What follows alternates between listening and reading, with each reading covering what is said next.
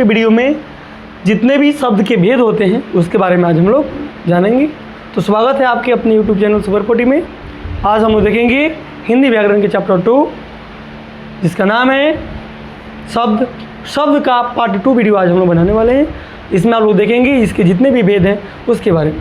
तो चलिए बिना देरी किए हम लोग इसको शुरू करते हैं। और आप लोग से गुजारिश है, जैसे कि आप लोग को पहले ही हमने बताया है कि ये वीडियो जो है आपको बहुत ज़्यादा काम आने वाला है। ये आपको क्लास 8 से लेकर 12 तक सीटेट, स्टेट और भी कॉम्पिटिटिव एग्जाम की तैयारी के लिए बहुत ही उपयोगी होने वाला है। तो आइए बिना देर किए हम लोग इसको शुरू करते हैं।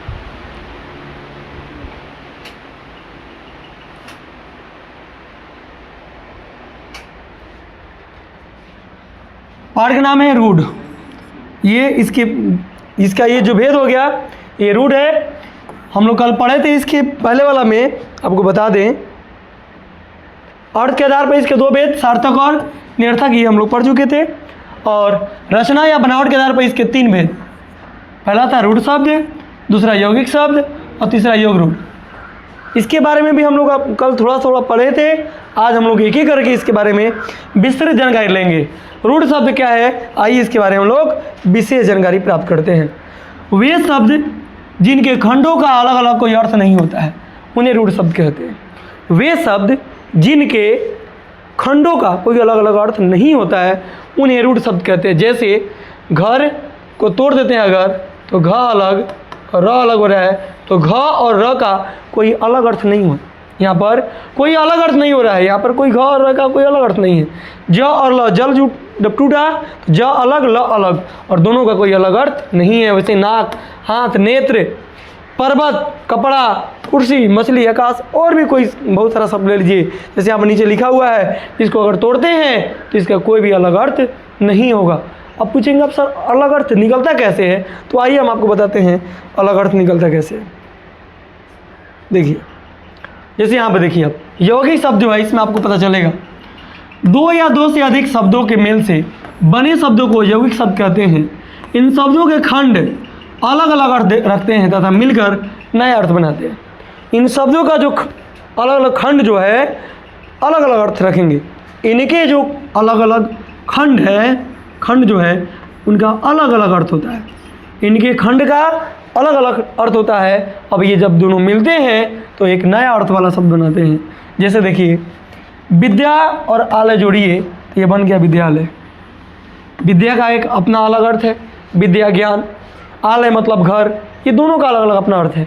और जब दोनों जुटा तो एक नया शब्द बना है विद्यालय, जहाँ पर विद्या का स्थान इसको बोलते हैं, विद्या का जिसको हम लोग घर बोलते हैं, ये एक नया शब्द बन गया। तो इसको तोड़ने पर अलग अलग अर्थ प्राप्त होगा। वैसे विद्यालय देखिए, देव जोड़ा आलय, देव का भी अलग अर्थ है। देवता, आलय मतलब घर, यानी देवताओं का घर। जब दोनों को जोड़ देते हैं तो ये बन जाएगा देवालय, देव का स्थान। पुस्तकालय, पुस्तकों का घर। जलपान, पानी के नाश्ता या पानी जो भी कहिए आप। सूर्योदय, सूर्य जोड़ उदय, यानी सूर्य का निकलना। दोनों का अलग अलग अर्थ है। सूर्य मतलब सूर्य, उदय मतलब निकलना। यहाँ पर दोनों का अलग अलग अर्थ है। और जब दोनों एक साथ जुड़ते हैं तो फिर एक नया शब्द बनाते हैं जिसका नाम हो जाता है सूर्योदय।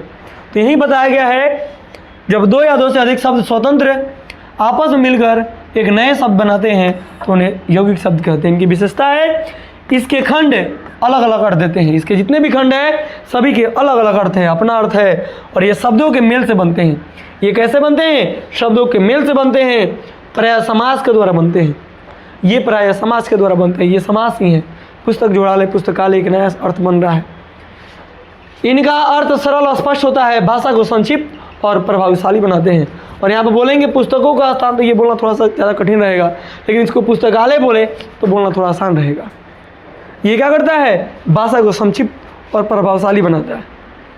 भाषा को संक्षिप्त और प्रभावशाली बनाता है। ध्यान देने योग्य बात यह है सभी यौगिक शब्द समास से आते हैं। जितना भी यौगिक शब्द है ये सब कहाँ से आते हैं? समास से आते हैं।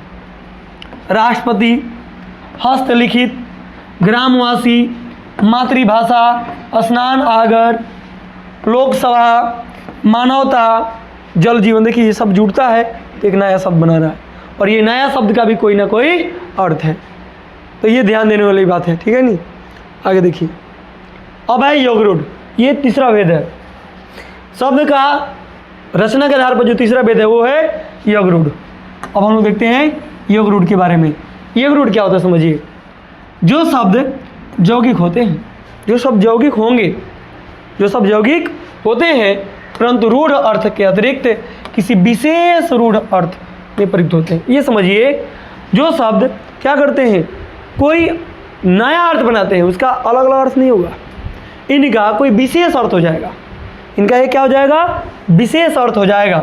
जैसे देखिए यहाँ पर दो या दो से अधिक शब्दों के मेल से बने शब्द को जो अपने समान अर्थ के अतिरिक्त, जो अपने समान अर्थ के अतिरिक्त किसी विशेष अर्थ का बोध कराते हैं, यानी इसका कोई ना कोई एक विशेष अर्थ होगा, तो ये कहलाएगा योग रूढ़। जैसे पंकज, पंकज जो कीचड़ में जन्म लेने वाला होता है, इसको हम लोग कमल बोलते हैं। बोलेंगे पंकज लेकिन इसका अर्थ हो जाएगा कमल। बोलेंगे जलज लेकिन इसका अर्थ हो जाएगा कमल। बोलेंगे दशानन लेकिन इसका अर्थ हो जाएगा रावण। बोलेंगे नीलकंठ लेकिन इनका अर्थ हो जाएगा भगवान शिव। बोलेंगे चक्रपाणी लेकिन इनका अर्थ हो जाएगा विष्णु जी। बोलेंगे बीना पानी लेकिन इसका अर्थ हो जाएगा माँ सरस्वती। बोलेंगे हंसवाणी लेकिन इनका अर्थ हो जाएगा सरस्वती जी, है कि नहीं। तो यहाँ पर जो विशेष अर्थ को धारण करता है, अपने अर्थ को छोड़ करके कोई विशेष अर्थ को ग्रहण करता है, वो शब्द कहलाते हैं योग रूढ़। तो ये हो गए रचना या बनावट के आधार पर शब्द के तीन भेद, रूढ़, यौगिक और योग रूढ़। अर्थ के आधार पर इसके दो भेद थे, सार्थक और निरर्थक।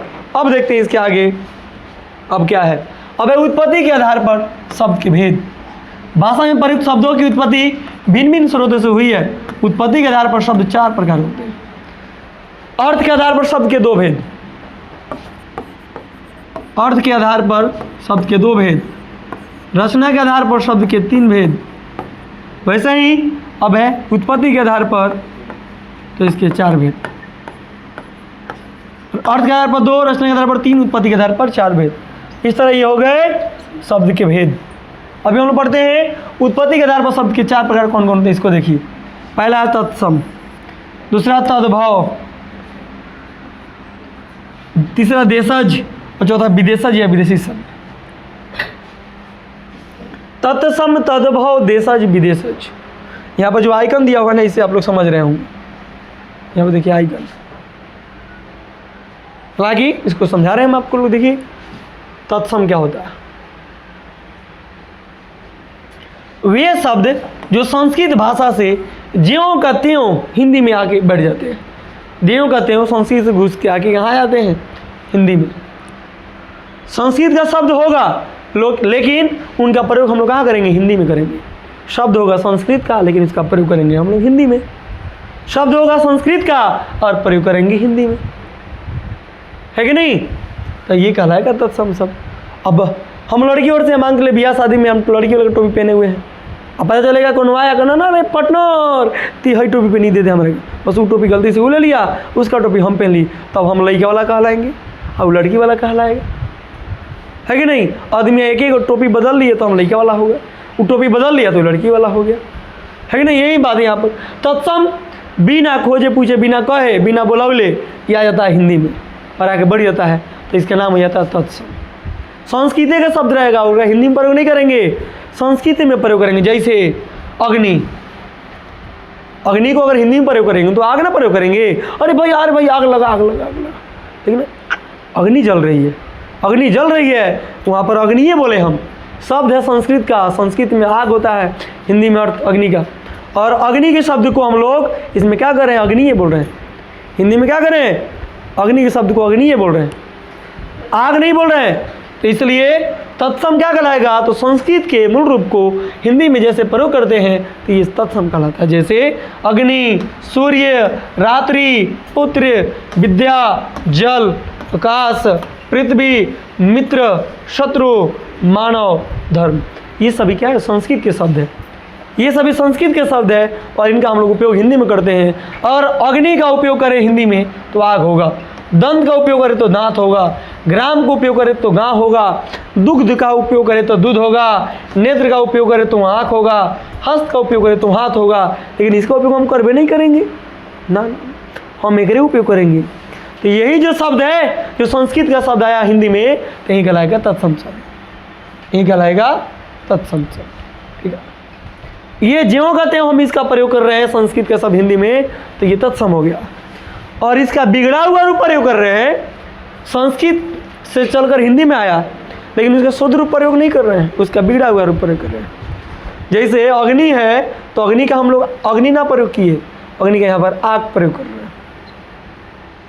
हिंदी में आया, जिनमें उच्चारण या रूप में परिवर्तन हो गया। यहाँ से अग्नि आया, यहाँ हिंदी में आके क्या बन गया? आग बन गया। यहाँ से दंत आया, यहाँ आके दांत बन गया। वहाँ से ग्राम उठ के आया, यहाँ पर गांव बन गया। यहाँ पर इसका अर्थ क्या हो गया? उस अर्थ सेम दे रहा है, लेकिन उच्चारण का तरीका बदल गया। तो ये संस्कृत के बिगड़े हुए रूप को हिंदी में तद्भव कहते हैं। तो ये सब तद्भव है, ये तद्भव है, तत्सम है। बुझाया बात? अब आते हैं देशज, जो हमारे देश में हमारी देश की बोलचाल की भाषा होती है, बोलियाँ होती है देश में, जिसको हम लोग बोलते हैं, ये शब्द कहलाते हैं तद्भव। देशज कहलाते हैं। देश की बोलचाल की भाषा में प्रयुक्त होने वाले शब्द को देशज शब्द कहते हैं। जैसे खटिया, लोटिया, लोटा, झोपड़ी, पगड़ी, मुरेठा, चौकी, चूल्हा, फूस के घर, कंबल, बैठक, टोकरी, मटका, धरना, ये सब हम लोग के अपना शब्द है, अपने देश का खाँटी बोलचाल की भाषा। अरे खुटुआ बन रहे, खुटुआ में, ये हम लोग के देश की बोलचाल की भाषा हो गया, अपनी बोलचाल की भाषा है। तो ये शब्द कहलाएंगे देशज। और जो विदेश की भाषा है, वे शब्द जिसका जन्म अपने देश में नहीं हुआ बल्कि विदेशी शब्द हैं। अंग्रेजी, फारसी, अरबी, उर्दू नहीं, तुर्की, ये सब जो शब्द है, ये सब विदेशी शब्द है कि नहीं? ये हिंदी में आए हुए हैं, हिंदी में आया जैसे तैसे प्रयोग। दादी कह बबू खाना रेडी हो गया, खा लो। हाँ, रेडी हो गया, रेडी का अर्थ क्या हुआ दादी? तो दादी के पता नहीं है। दादी के रेडी हो गया, रेडी हो खाना, तुम चलो ना जल्दी ना। वहाँ रेडी का शब्द प्रयोग करा भैया, रेडी इंग्लिश शब्द हो गया, लेकिन यहाँ पर हम लोग भोजपुरी में प्रयोग कर रहे हैं, है कि नहीं? तो इंग्लिश से आया, हिंदी में उसका जो कहते हैं प्रयोग चल रहा है। अस्पताल ना बोला जाएगा, हॉस्पिटल बोलते हैं, हॉस्पिटल। अरे बहुत हॉस्पिटल का पता ही नहीं इंग्लिश क्या होगा, हिंदी। लोग कहेंगे पेट्रोल डलवा, पेट्रोल का हिंदी नहीं पता। अरे बेंच बना बैठे बेंच पर, बेंच की हिंदी नहीं पता, है कि नहीं? ना पेट्रोल की हिंदी पता, ना बेंच की हिंदी पता। ए बाबा फलानवा को ऐसा एम्बुलेंस बोला, एम्बुलेंस की हिंदी नहीं पता। ये भैया इंग्लिश शब्द है, ये इंग्लिश शब्द है, इसका हिंदी में कोई अर्थ होता है। हम लोग इसका जैसे का तैसे प्रयोग करते हैं। जैसे स्कूल, बउआ स्कूल आ गए ना, भेज दो। रेल, डॉक्टर, पुलिस, दरवाज़ा, बाजार, कागज, ये फारसी शब्द है, ये अरबी शब्द है, ये तुर्की शब्द है। ये शब्द का प्रयोग हम लोग हिंदी में ज्यों का त्यों करते हैं, और ये कहलाता है विदेशी शब्द। समझ में आ गया बात? आगे देखिए, तत्सम, तद्भव, देशज, विदेशज। देखिए तत्सम तद्भव के यहाँ पर दे दिया है। ये संस्कृत का जो मूल शब्द है, इसको तत्सम कहेंगे। ये तत्सम होता है मूल शब्द बिना परिवर्तन किए। जैसे इसमें परिवर्तन हो गया तो ये बन गया तद्भव। ये संस्कृत का शब्द है, ये ज्यों का त्यों प्रयोग हिंदी में किए तो ये तत्सम कहलाया। ज्यों का त्यों प्रयोग कर रहे हैं तो तत्सम। यही जब बिगड़ गया तो तद्भव बन गया, बिगड़ गया तो तद्भव बन गया। अगर देखिए इसमें ज़्यादा कुछ खास नहीं। इसमें देशा विदेशा देखिए, आँख देखने का अंग है, मेरी आँख में धूल चली गई है। कान सुनने का अंग है, उसने कान लगाकर आवाज़ सुनी। धान एक अनाज है, धान की खेती भारत में होती है। पैर चलने का अंग है, वह धीरे धीरे अपने पैर रख रहा है, चाहे वो धीरे धीरे दौरा में पैर रख रहा है। नहीं तो ये हो गया, है कि नहीं? अच्छा शादी ब्याह होगा हमारा तो भोज खिलाएंगे आप लोगों को भी, है नहीं? ध्यान दीजिए, अब इनकी विशेषता समझिए। देशज शब्द हमारी भाषा की जड़ों से जुड़ी होती है। देशज शब्द हमारी जड़ों से जुड़ी होती है। कहाँ जुड़ी होती है? जड़ों से। विदेशज शब्द हिंदी को समृद्ध और विस्तृत बनाते हैं। विदेशज शब्द क्या करते हैं? हिंदी को समृद्ध बनाते हैं और इसको विस्तृत बनाते हैं। दोनों प्रकार के शब्द मिलकर हिंदी को बहुत ही सुंदर बनाते हैं। जैसे माथे पर बिंदिया लगा लीजिए, है कि नहीं? कितना चेहरा का तनी बनावटी लग दिएगा, वाह।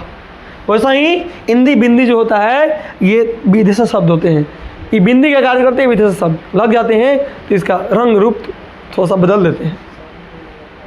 समझाए बात? वैसे ही विदेशज शब्द है जो कलम लिखने की वस्तु है, उसने कलम से सुंदर लेख लिखा है, ये मेरी नई किताब है, कृपया दरवाज़ा बंद कीजिए, मैं बाजार से फल लाया हूँ, आज की तारीख क्या है, ये सब क्या है शब्द है। देखिए अरबी, फारसी, अंग्रेजी, तुर्की, ये सब शब्द होते हैं और इसका हम लोग जो कहते हो प्रयोग हिंदी में करते हैं, है कि नहीं। ये सब क्या कहलाते हैं? विदेशज कहलाते हैं। क्या कहलाते हैं? विदेशज।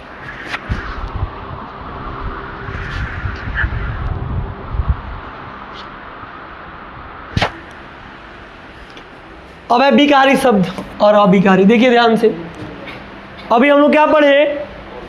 अर्थ के आधार पर इसके दो भेद, अर्थ के आधार पर इसके दो भेद, सार्थक और निरर्थक। उसके बाद हम लोग पढ़े रचना या बनावट के आधार पर इसके तीन भेद, रचना या बनावट के आधार पर इसके तीन भेद, तत्सम, तद्भव, देशज और विदेशज।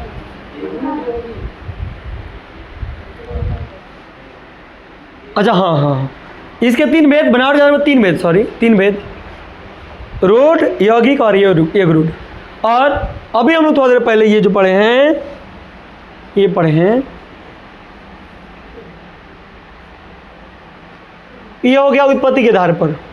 उत्पत्ति के आधार पर शब्द के चार भेद, उत्पत्ति के आधार पर शब्द के चार भेद, ध्यान दीजिएगा।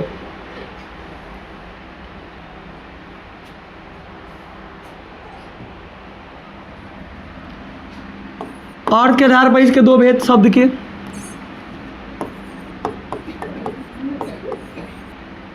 अर्थ के आधार पर, पहला है अर्थ, अर्थ के आधार पर इसके दो भेद, अर्थ के आधार पर इसके दो भेद, सार्थक शब्द और निरर्थक शब्द, सार्थक और निरर्थक। वैसे ही रचना या बनावट के आधार पर इसके तीन भेद, रूढ़,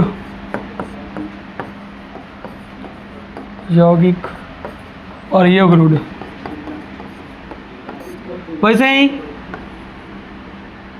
उत्पत्ति के आधार पर, उत्पत्ति के आधार पर इसके चार भेद,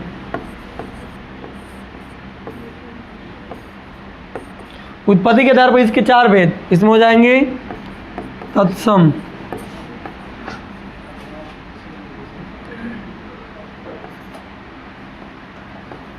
तद्भव, देशज।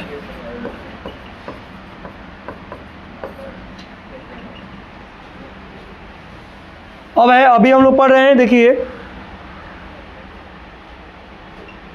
अब देख लीजिए, शब्द के दो और अन्य भेद हैं, रूप बदलने के आधार पर, नहीं बदलने के आधार पर। दो भेद होते हैं, विकारी और अविकारी। जिन शब्दों के रूप लिंग, वचन, पुरुष, काल, कारक, वाच्य आदि के कारण बदलते हैं, उन्हें विकारी शब्द कहते हैं। यानी जिनके रूप बदलते रहते हैं, किसी कारण से, लिंग, पुरुष, वचन, कारक, विभक्ति के आधार पर, तो ये विकारी शब्द कहलाएंगे। और जिन शब्दों के रूप नहीं बदलते हैं, वही अविकारी शब्द कहलाते हैं। जिनका रूप बदलेगा विकारी शब्द, जिनका रूप नहीं बदलेगा अविकारी शब्द। देखिए, जिनका रूप बदले रहा है विकारी, जिनका रूप नहीं बदलेगा अविकारी। विकारी शब्द के भेद, संज्ञा, सर्वनाम, विशेषण, क्रिया। अविकारी शब्द के भेद, क्रिया विशेषण, संबंध बोधक, समुच्चय बोधक, विस्मयादि बोधक, निष्पाद और अव्यय। ये अविकारी शब्द के रूप हो गए, भेद हो गए, और ये विकारी शब्द के भेद हो गए। ठीक है, अब हम लोग देखते हैं इसके बारे में थोड़ा सा। और विकारी शब्द रूप बदलने वाले, जैसे संज्ञा के आधार पर, कैसे? लड़का, लड़का, लड़कों, लड़के का, लड़की, लड़कियां, लड़कियों की, पेड़, पेड़ों, पेड़ों के। ये बता, ये किसके कारण बदल रहा है? तो लिंग और वचन के कारण बदल रहा है। एक वचन है तो लड़का, दो वचन हुआ तो लड़के, दो से अधिक वचन हो गया, एक वचन बहुवचन है हिंदी में, इसमें तो एक वचन दो वचन बहुवचन होता नहीं, इसमें डायरेक्ट एक वचन और बहुवचन, तो लड़का, लड़के, एक वचन बहुवचन, पेड़, पेड़ों, बहुवचन हो गया। लिंग के आधार पर बदल सकता है, लड़का से लड़की बन सकता है लिंग के आधार पर, है कि नहीं? सर्वनाम के आधार पर भी बदल सकता है, विशेषण के आधार पर और क्रिया के आधार पर, जिसका रूप लिंग पुरुष वचन कारक विभक्ति के आधार पर बदलते रहे, ये कहलाएगा विकारी शब्द। आज जो बदले ही नहीं वो अभिकारी। जैसे क्रिया विशेषण धीरे धीरे, शीघ्र, बहुत, आज, कल, यहाँ, वहाँ, ये सब होते हैं, ये नहीं बदलते हैं भैया। क्रिया की विशेषता बताते हैं, रूप नहीं बदलेगा। क्रिया की विशेषता वो धीरे धीरे चल रहा, और जब चले भैया धीरे चलो, धीरे धीरे करेंगे। रात को चले, दिन को चले, सुबह में चले, शाम में चले, औरत चले, मर्द चले, लड़का चले, लड़की चले, बउआ चले, बबी चले, बुढ़वा चले, जवान का चले, कुछ चले। धीरे चलेगा तो धीरे ही बोलेंगे, तेज चलेगा तो तेज ही बोलेंगे। तो इसका रूप नहीं बदलेगा, ये विशेषता बताएगा। तो जिनका रूप नहीं बदले अभिकारी, किसी के कारण क्रिया विशेषण, संबंध बोधक, समुच्चय बोधक, विस्मादि बोधक, निपात, अव्यय, ये किन्हीं के कारण इसका रूप अगर नहीं बदलता है तो अभिकारी। और संज्ञा, सर्वनाम, विशेषण, क्रिया, इस सब के आधार पर और बदल गया तो अभिकारी शब्द। बात समझ में आ गई? तो यहाँ तक हम लोग आज पढ़े। आज हम लोगों ने पढ़ा शब्द के जितने भी भेद होते हैं, या वो अर्थ के आधार पर हो, रचना के आधार पर हो, उत्पत्ति के आधार पर हो, या अन्य दो भेद हो, अन्य प्रकार से इसके दो भेद हो, एक विकारी और एक विकारी।